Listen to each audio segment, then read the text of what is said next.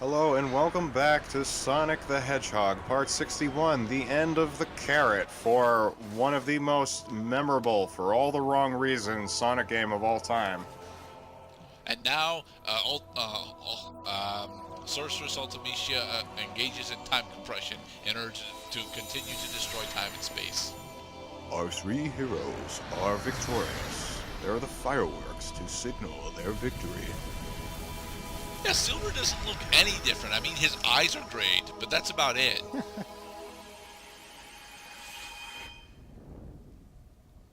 It was just a candle this whole time. Legs. Hey! Nice bum. Where are you from? Did you destroy it? No. That is the true Solaris. Of course. Where are we, Sonic? We're in Dreamland. I mean, they could basically be anywhere at this point because of what's going to happen next. And to the timeline. And to the story. And to the characters. This is Solaris, the flame of hope. I bought this at a flea market for $195.99. When the flame has grown large enough, our world will change. Solaris will allow us to control time and move through history. People will be able to rectify past mistakes and avoid bitter fate. That's not how fate works. Will you be able to see Mama? Mama? Oh, look, I have a dead parent syndrome. Eh? We'll both be able to see your mother once again.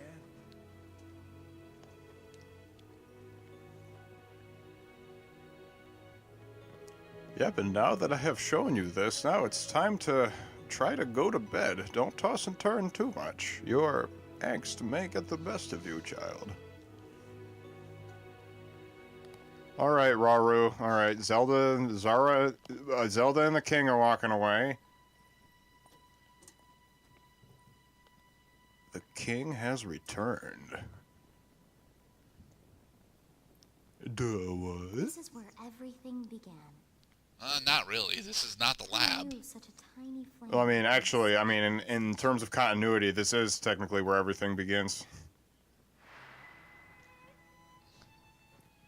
Why does it have an energy shield that responds to Elise? If we put out this flame, Solaris will never exist. Oh, so that she could have at last the power to do stuff. Right? Dad, I'm recording right now using microphone. But our encounter, Nah, you and I will never. not yet. Not for another Ah, hour. come on. We'll I'll be do able it to for you meet. if you want. Happened. Thank you.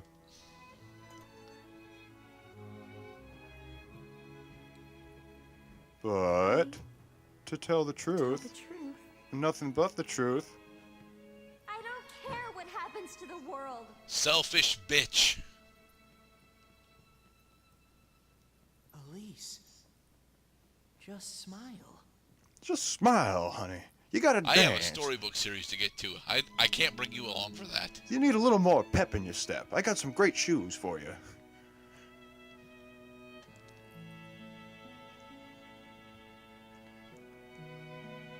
Honestly, if I had to choose one of my all-time beloved video game characters to come to my house and help brighten my day up when I'm having a bad day, I don't think Sonic would be the first one to think of. I know it would not be Sonic for me. It would probably either be Mario or Kirby for me.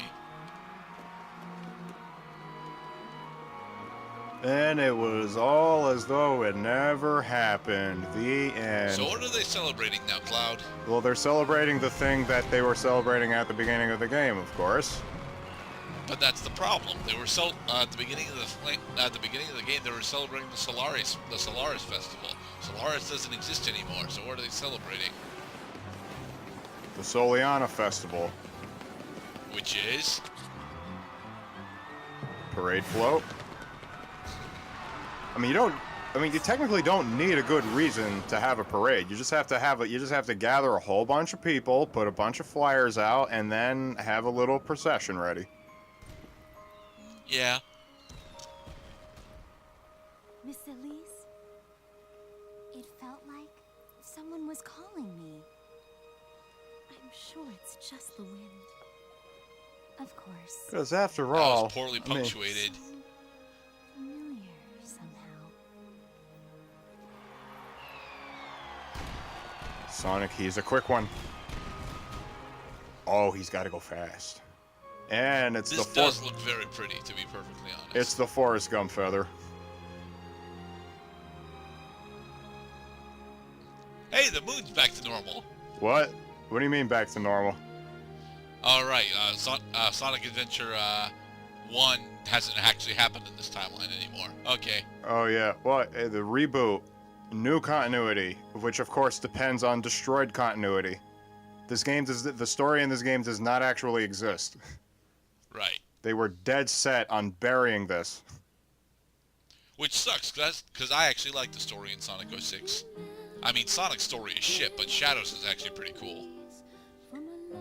And for our final credits, the game is going to play cutscenes both from the end of the world levels as well as earlier campaigns. And let's remind ourselves that Sonic had run out of lives at one point.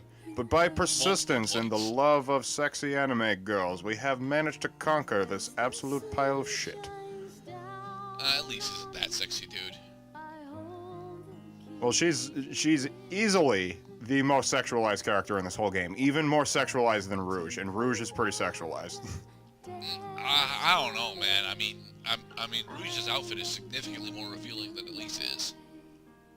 Well, yeah, but Elisa's got legs focus. True, she does have legs focus. And she's a human character.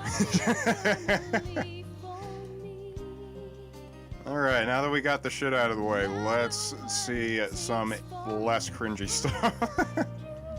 Less cringy, he says, as the make-out session is happening. So, as the one who had successfully completed this game, at this point, I will say that it was a thing that I did. I can tell my family, I can tell my friends that I beat Sonic the Hedgehog 2006, one of the worst Sonic games ever made, and I will never play it again. Ever. It does honestly deserve a majority of the hate that it gets. Not all of the hate that it gets, but most of it. I wish I could just kind of reach out with my hand through the internet screen and say, stop. Do not play this game. I know you are dead curious. I know you want to experience this yourself, and you can. There are many copies of this game available on the secondary market. But For $5 a piece. is it worth it? Is it even worth the fucking plastic that it's printed on? Probably not. And now we have sepia flashbacks for some reason. Well, yes, because sepia means that none of this shit is happening anymore. None of this stuff happened. They did not go to the future. They did not meet up with Tails and Knuckles. They did not go around Super Science computer laboratory finding shit. Drat.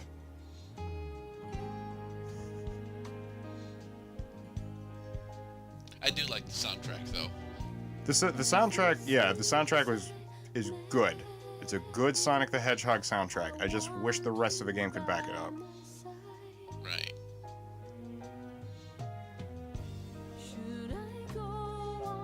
I don't actually care for this track, although I think the instrumentation is good, but the vocals are not as good.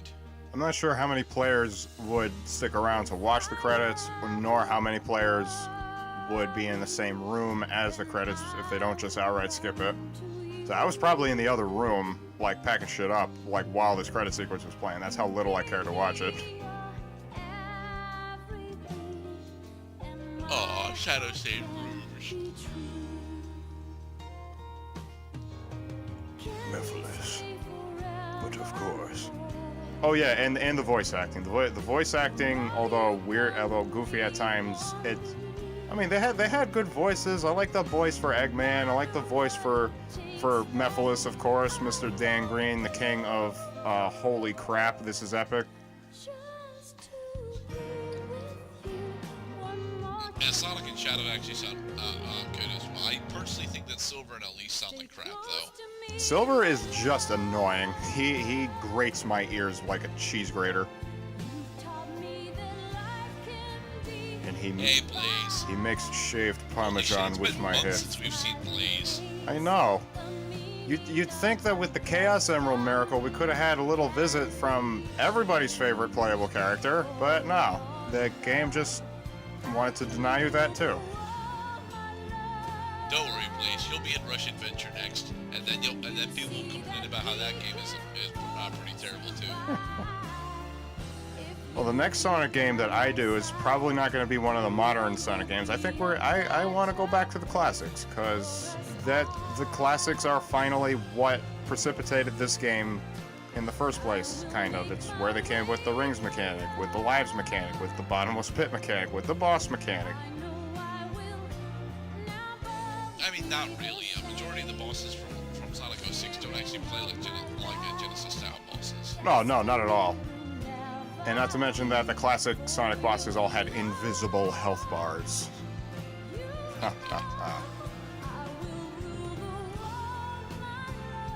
But Emerald Attack!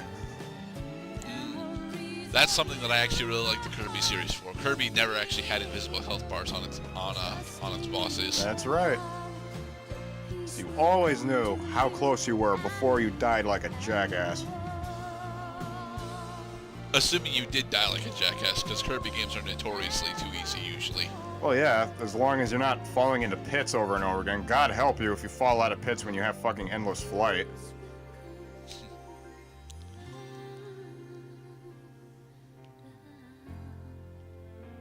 Alright, and now that we're out of Sepia World, we are going to finally do what this game needed to do, which is to blow the candle out and go to bed, so we can sleep it off. Well, I do have pillows. Always got plenty of pillows. And we're going to listen to His World again. The rap cover. Rap remix.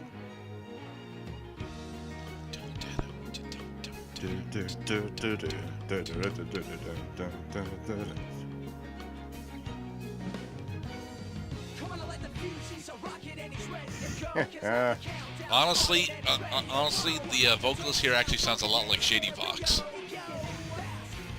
His World was done by Zebrahead. And it reminded me of the Giraffes, except actually they sound more like they sound more like a lower pitched Sum 41.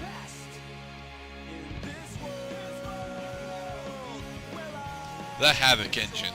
You know, the engine that everyone used for everything back in 2006. That's right.